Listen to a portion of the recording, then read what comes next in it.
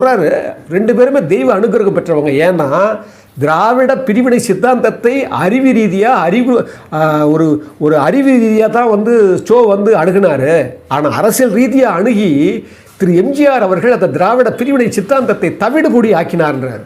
அப்படின்னா என்ன அர்த்தம்னா மறைமுகமாகவே அது நேரடியாக கூட தாக்கலை, அந்த அளவுக்கு ஒரு சமத்துவத்தை கொண்டாந்தார் அரசியலில். அவர் சொல்கிறாரு 1970களில் திரு சோ அவர் துக்ளக் பத்திரிகை ஆரம்பிக்கிறாரு. 1972 திரு எம்ஜிஆர் அவர்கள் அதை அதிமுக கட்சியை ஆரம்பிக்கிறாரு. இந்த 2 விஷயம் நடக்காமல் போயிருந்தா இந்த சமூகத்தில் வேற மாதிரி ஒரு நடந்திருக்கும் அப்படின்னு அவர் குறிப்பிட்டு சொல்கிறாரு. எம்ஜிஆர் ஒரு மாமனித ஈடு இணை இல்லாதவர், அவருக்கெல்லாம் நம்ம ஈடே சொல்ல முடியாதுன்றார். ஏன் அதை சொல்கிறாருன்னா அதே பத்திரிகையில் பார்த்தா ஒருத்தர் கேட்குறாரு அவர்கிட்ட, அதாவது திரு உதயநிதி அவர்களை உதயநிதி அவர்களை மக்களெல்லாம் எம்ஜிஆராக பார்க்கிறார்கள் சொல்லி அந்த அமைப்பு செயலாளர், அந்த கட்சியுடைய அமைப்பு செயலாளர் RS பாரதின்னு ஒருத்தர் சொல்கிறாரு. சிரிப்பு வருது எனக்கு. அதாவது